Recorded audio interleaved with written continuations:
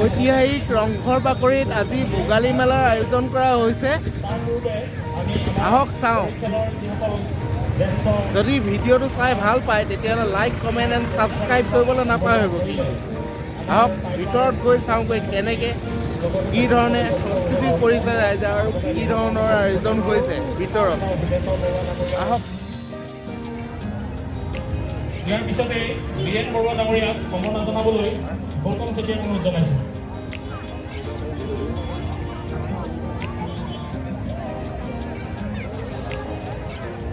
ইয়াৰ পাছতে নাৰায়ণ বৰুৱাদেৱক সম্বৰ্ধনা জনাবলৈ সত্যজিৎ বৰগোহাঁইক অনুৰোধ জনাইছোঁ।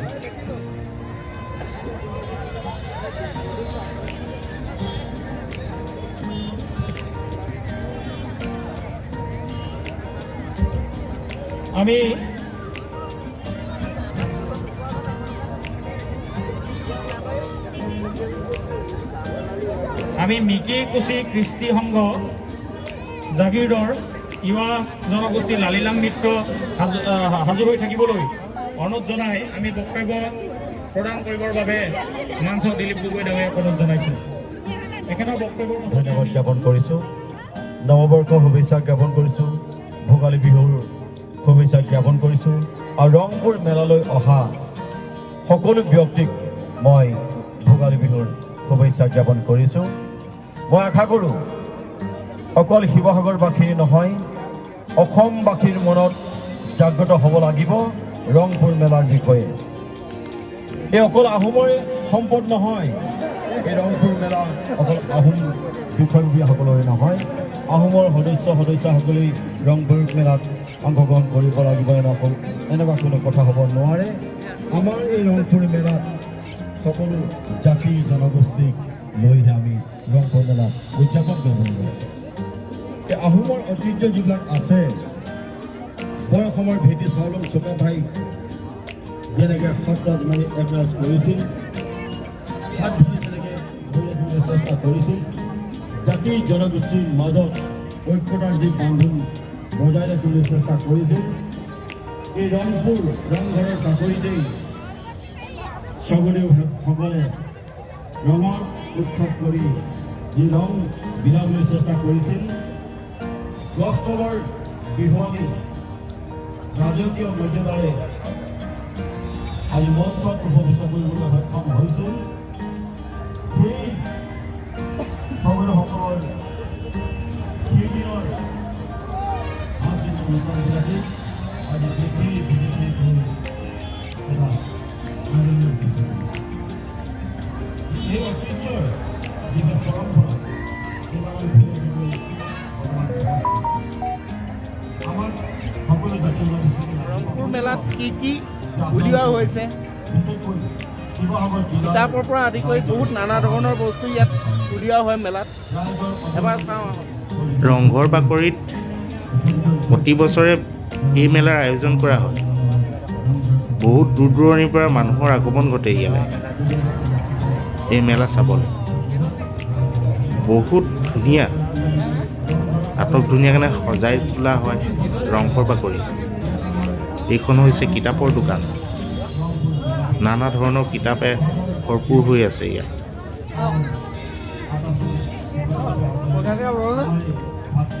তাৰ আগলৈ কি আছে এবাৰ চাওঁ। এইবোৰ চব কিতাপেই হয়। তাৰপিছত ইয়াত আপোনাৰ জুৱেলাৰী বস্তু উলিওৱা হৈছে নানা ধৰণৰ, মহিলাৰ কাৰণে, পুৰুষৰ কাৰণেও আছে।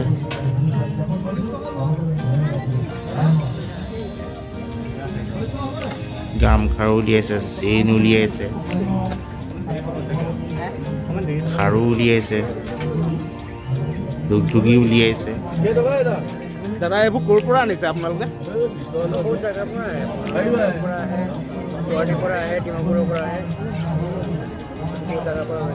আচ্ছা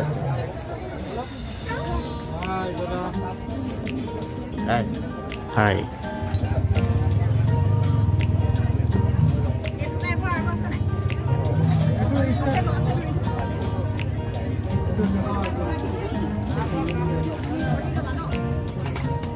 বৰ ধুনীয়া ধুনীয়া চেইনৰ ডিজাইন উলিওৱা হৈছে ইয়াত। সোণৰ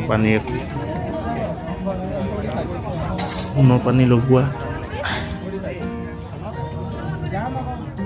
এইবোৰত খাৰুৰ ডিজাইন দেখিছে না আপোনালোকে কি ধুনীয়া ধৰণৰ বস্তু ইয়াত উলিওৱা হৈছে এইবোৰ ফুলি হয় কাণফুলি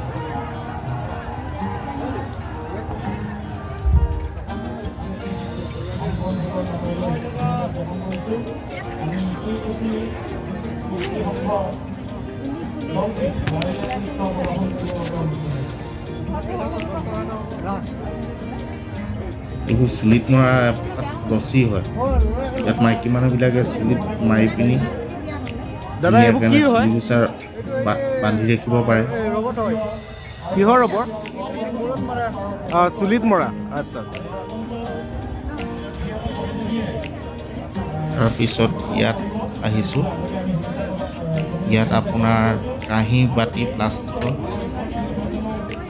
এটাও উলিওৱা হৈছে কাঁহী হয়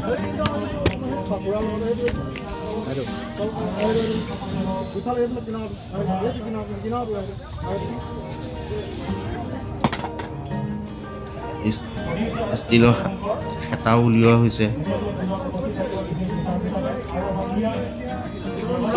দাদা এইবিলাক ক'ৰ পৰা আনিছে বাংলাদেশ ইউপি আৰু ইণ্ডিয়া ক'ৰ জেগাৰ পৰা আহিছে এইবোৰ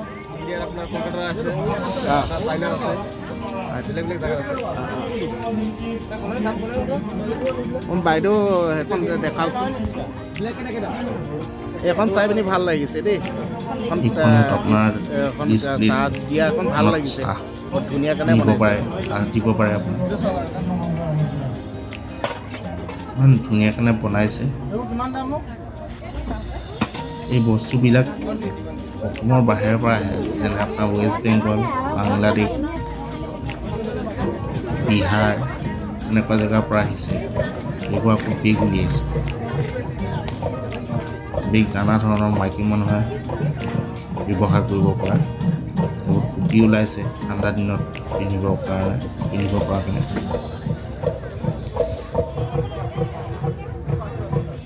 আপোনালোকেও এইবোৰ অসমৰ বাহিৰৰ পৰা আনিছে নে অসমৰে হয় এখন বাহিৰৰ পৰা আনিছে বাহিৰৰ ক'ৰ পৰা আনিছে দিল্লী না এডিডাছৰ টুপি উলিওৱা হৈছে ইয়াত এইবোৰত আপোনাৰ জুৱেলাৰী বস্তু আকৌ এখন দোকান পাইছোঁ জুৱেলাৰীৰ কাৰণে দুখন দোকান ইয়াত আছে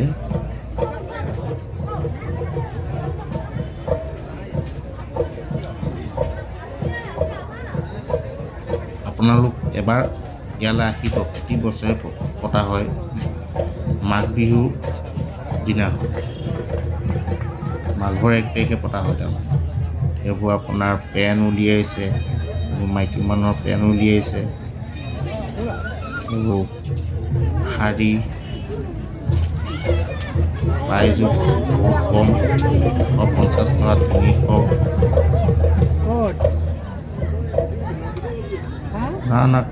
নানা ধৰণৰ কাপোৰেৰে ভৰপূৰ হৈ আছে বজাৰখন বহুত 200 টকীয়া কাপোৰ ফুল উলিয়াইছে এইবোৰ স্বৰ্গদেউ সকলোৱে পিন্ধা কাপোৰ উলিয়াইছে আহোম স্বৰ্গদেউসকলেও পিন্ধা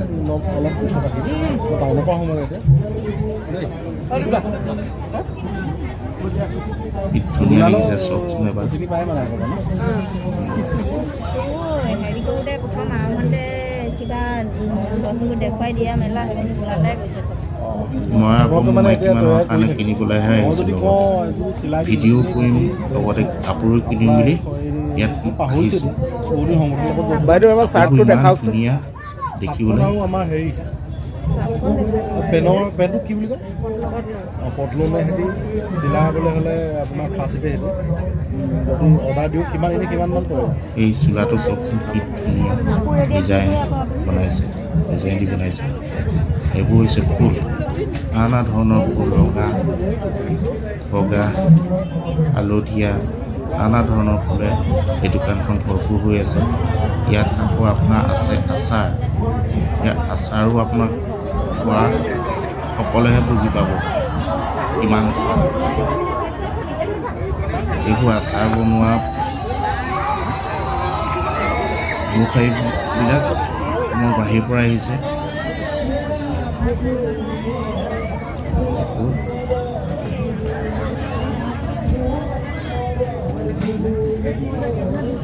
$100 খাইনে কয় ঠাণ্ডা দিনত পিন্ধিব পৰা যায়, বহুত $200। এইখন আকৌ বিগৰ দোকান।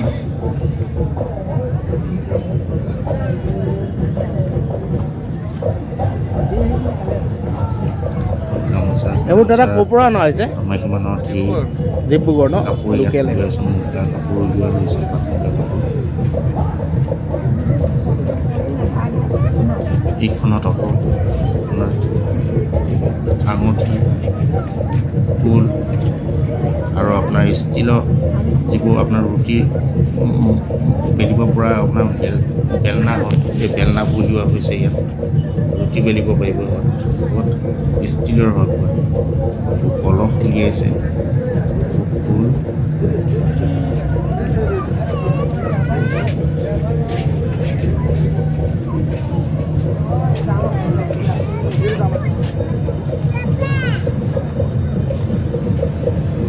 ৰংঘৰ বাকৰিত আজিৰ দিনটোত বহুত উদুলি পৰিৱেশে বিৰাজমান হৈ আছে। এইটো ৰংঘৰ নামঘৰ ওলাইছে, ৰংঘৰ হয়। ৰংঘৰটো কি ধুনীয়া লাগিছে কাঠৰ পৰা।